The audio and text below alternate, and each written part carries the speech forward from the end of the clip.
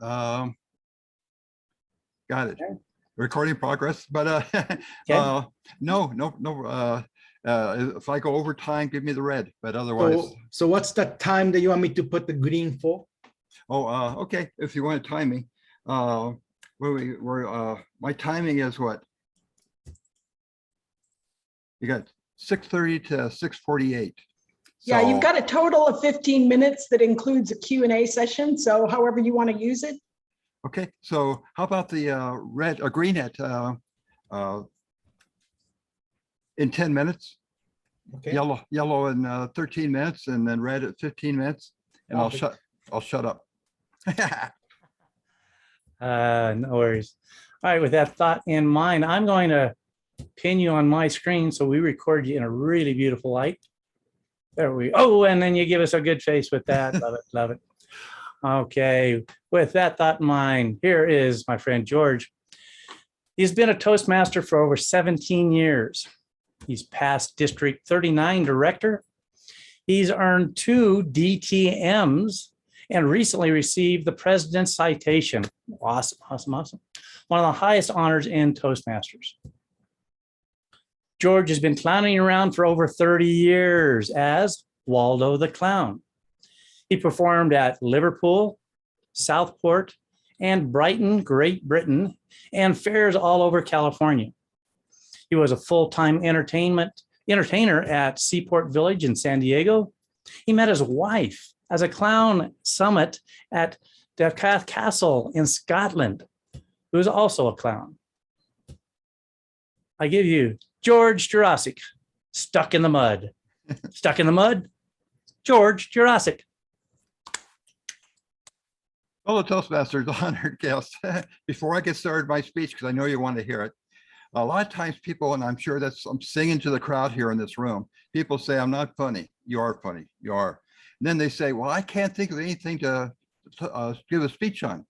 With a show of hands, do you guys struggle on finding material, trying to think of ideas for your speech? Yes. I did too, until I went to humor camp. I listened to Judy Carter, Darren LaCroix, some of the top comedians. And so here's my speech. It's called Stuck in the Mud. When you wake up in the morning, do you ever feel like, oh, I can't deal today. I'm just going back to bed. I cannot deal with it today. Huh? Show of hands. If you really like to go back to bed or get that cup of coffee to give you that boost, same with me. But before I get started, there's one thing you need to know. During the day, I'm a computer programmer, pays the bills, does a good job. But at night, I'm a full-time clown, children's entertainer. It pays peanuts, but hey, it's so much fun to entertain people, put a smile on their face. Every year, my company sends me out to Colorado Springs, Colorado to work on their computers. So this one particular year, I packed up my bags, put Waldo the Clown, not the person, but the costume and the makeup, just want to make sure that's clear, in the suitcase, caught a plane to Colorado Springs, checked in the hotel, and all that week, I did computer work during the day. Then at night, I put on Waldo the Clown and went to the hospitals and entertained children at night. At the end of the week, I packed up my bags, started walking through the lobby when all of a sudden I heard a voice, George, George. I look around, it's the hotel manager. He knows I'm a clown. He runs up and I says, hey, Paul, what's up? And he said, George, the hotel's sponsoring a special needs kids fishing trip. And it would be great if you could drive out there as Waldo the Clown, do a few balloons, magic tricks, come back. And I saw, my gut is saying, no, I really don't want to do it. I'm not in the mood. I looked at him and I says, I'm already packed. I got to catch my plane back to Sacramento. And he says, you have plenty of time to drive out there, do a few tricks, and then come on back to the hotel. And I thought, I checked my rental car in. I don't have any transportation. So Paul reaches in his pockets, pulls out his keys. Okay, where do I go? So on a paper, a napkin, he writes the directions on the napkin, hands it to me, and gives me one of the rooms to change into.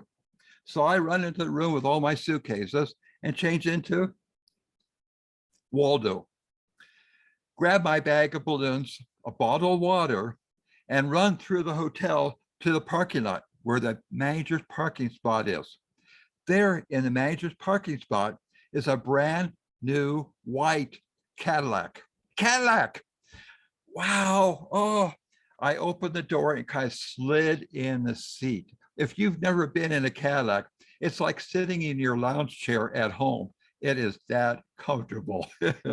See, and I turned on the engine. It's about 100 degrees outside. So I pushed the button for the air conditioner. It was great. It was so cool. Oh, I felt so good. Well, I got to go. So I put it in gear, put it in reverse, stop on the gas, and then put it forward and start driving on the freeway, an 8-lane highway in Colorado Springs. Just driving along, happened to look around, and people are waving at me in the other cars. They're waving, going crazy. I don't know why they're waving at me. I don't know if it's because I'm driving a brand new white Cadillac or what, but I wave back at them, and I continue driving along on this 8-lane highway, which turned into a 4-lane highway, which turned into a 2-lane highway. But I kept going because I got the directions here on my paper napkin. So I kept driving along, when all of a sudden there's a fork in the road. There's no fork on the map. So what do? Not that type of fork. When I go right, or should I go left? Should I go right? Should I go left? My gut is saying go right. So I went left. And I kept on driving. I kept driving and driving and driving.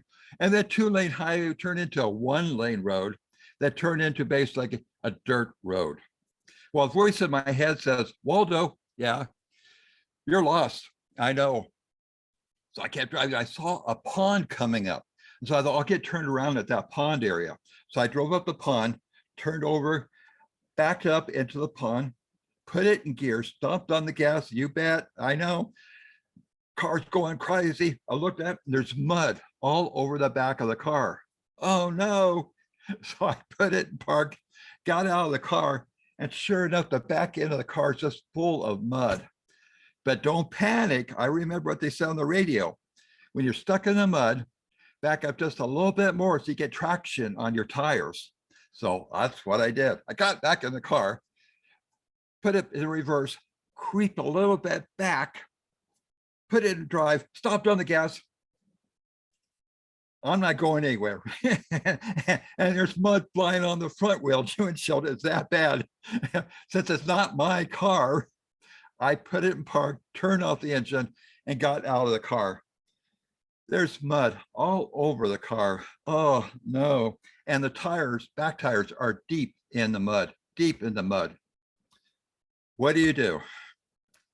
Well, here I am, dressed as a clown, miles and miles and miles away from anything. It's right, very similar. That's the Colorado prairie behind me.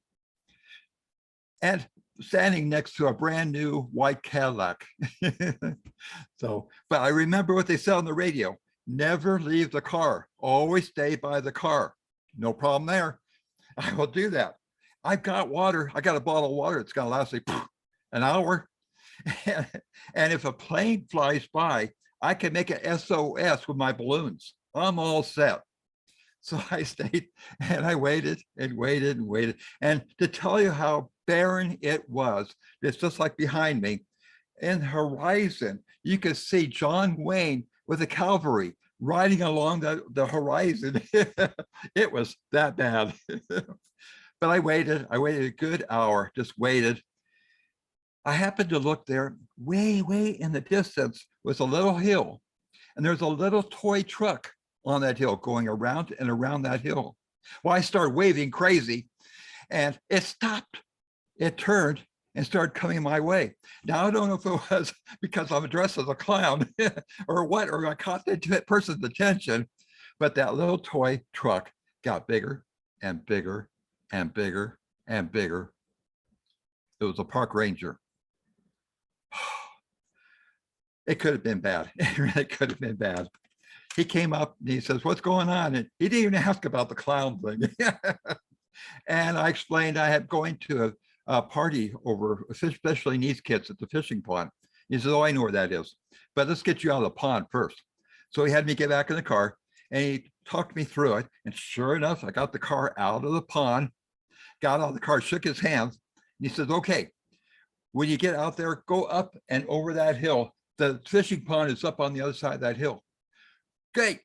Sounds good. So I got in the car, put in the gear, put in the park again, got out of the car, shook his hand again. Thank you so much. Got back in the car, put it in gear, started driving up, and over the hill. And there they was, the fishing pond and all the kids. So as I was driving down and into the parking lot, all the kids started running after me. They saw Waldo the Clown in a white Cadillac and followed me to where I parked the car.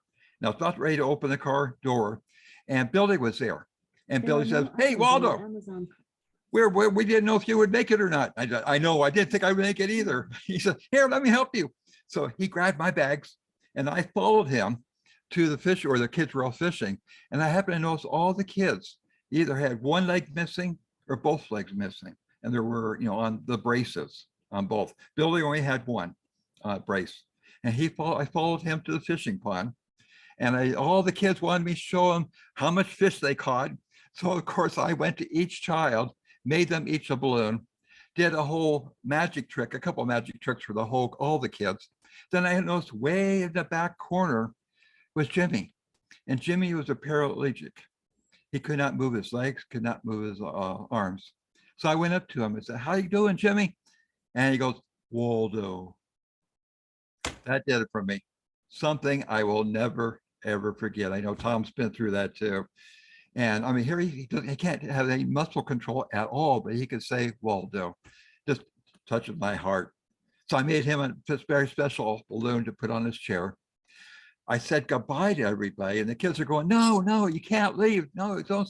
And I said, I got to. I'm very sorry, but I'll remember you guys. So I walked back to the car, and Billy, of course, helped me get back to the car. And Billy says, here, I drew you something. And so I did. I put it in my pocket. I didn't have time. I wanted to get going. So I put it in my pocket. And I said, bye, Billy. It's been great knowing you. And I hopped in the car, drove back to the hotel. This time I drove the right way. I didn't get lost. And then after I parked the car, I kind of snuck in through the hotel, because remember, the manager's car is full of mud.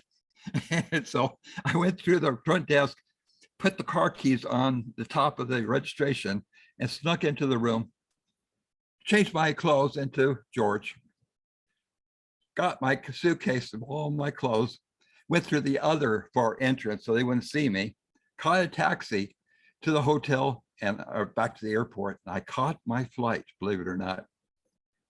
Got a front row seat, a window seat, and the plane took off.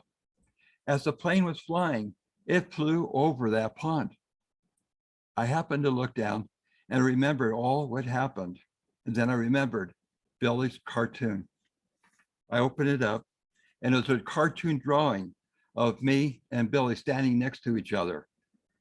What was special about it, his legs were normal. He didn't have braces on his legs.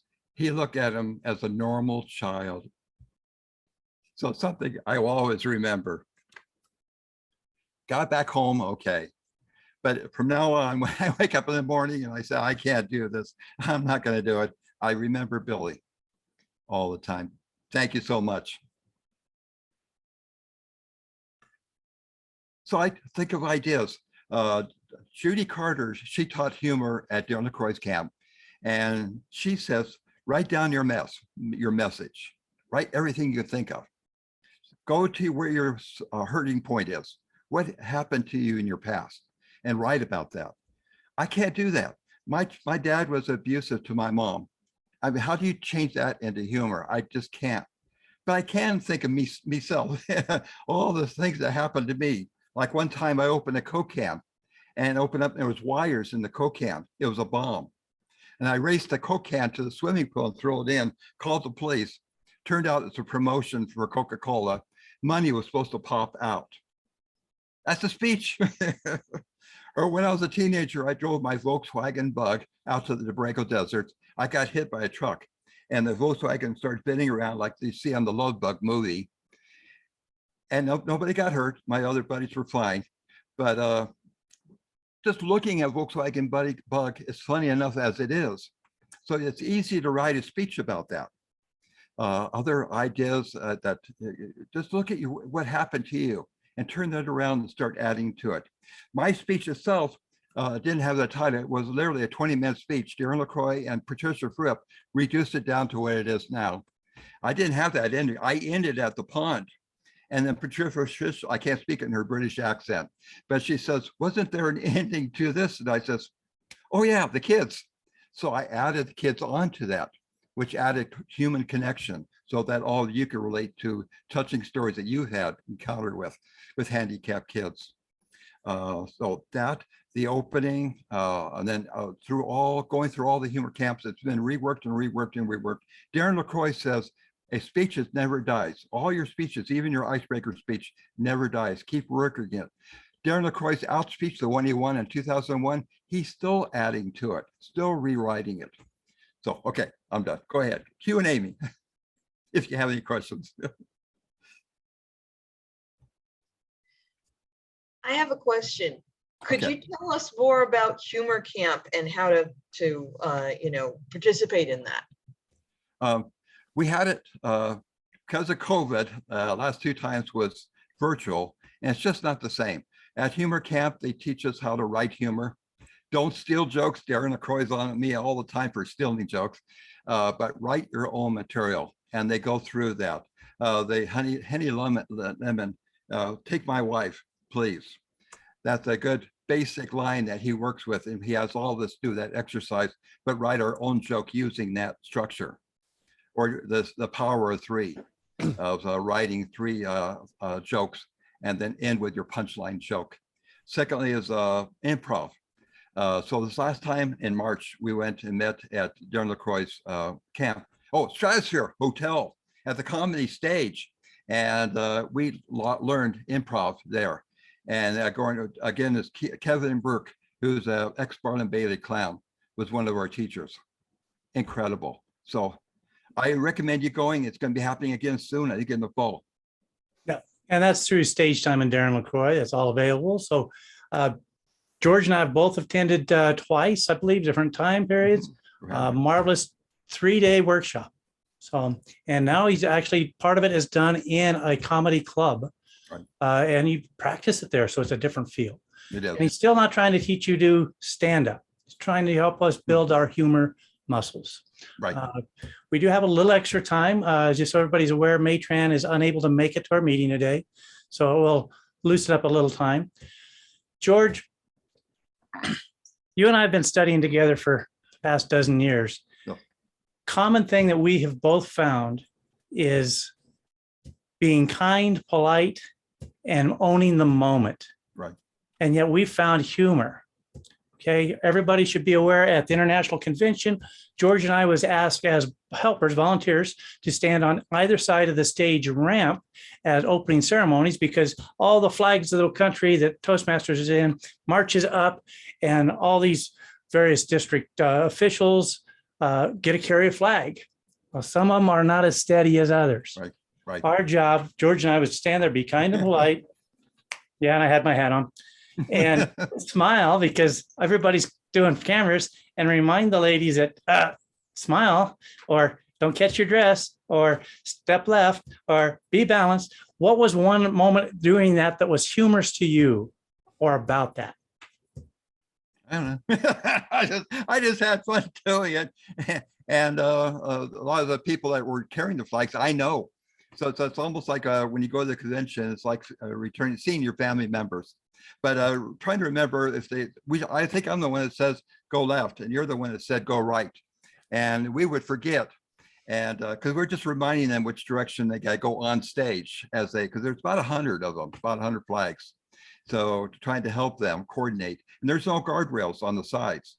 So several of the people, we wanted to make sure they didn't fall off stage. It would have been horrible. I mean, going up the ramp is good, but going down the ramp is kind of hairy. Yes. So that was a moment that we have both shared.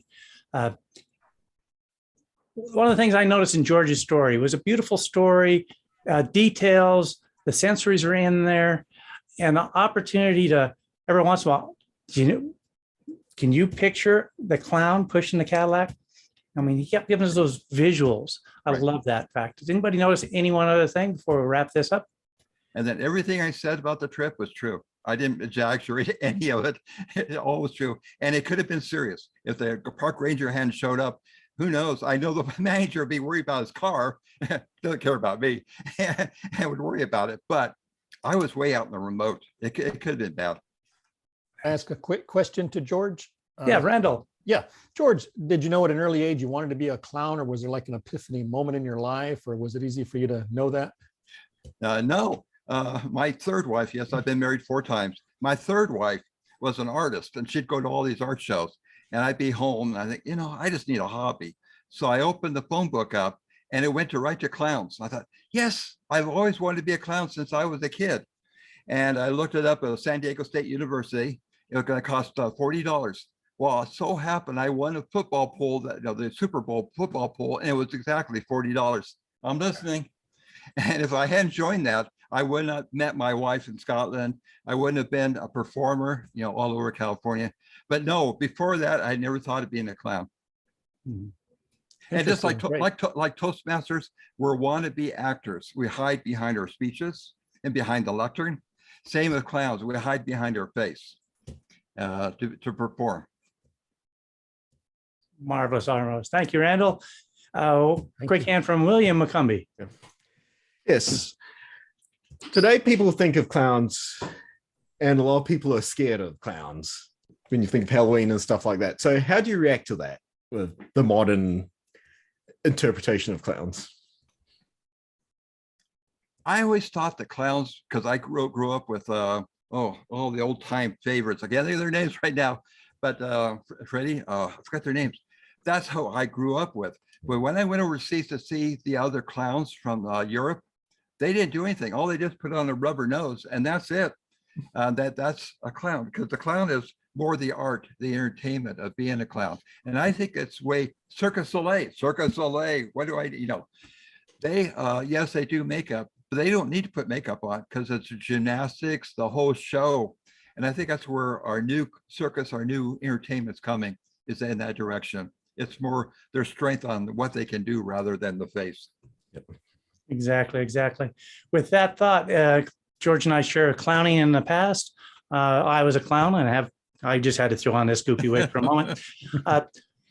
Many people, and George and I have learned this from great instructors, the biggest fear for little kids is seeing this big giant person all in odd makeup.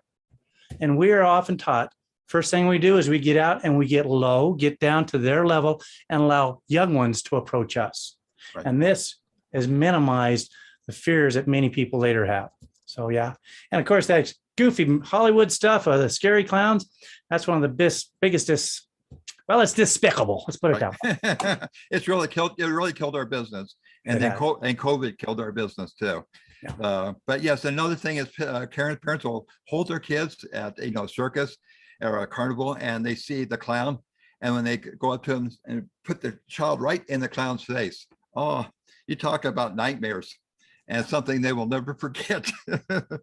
Exactly. George, with that, I thank you ever so much, my friend, for coming and sharing with Find Your Funny. Anything we can support you with, please let us know. You're an honor to have here, and the knowledge you've gained, keep sharing it with all of us. George, you're awesome. And quick trying to find my stop my recording button. Yes.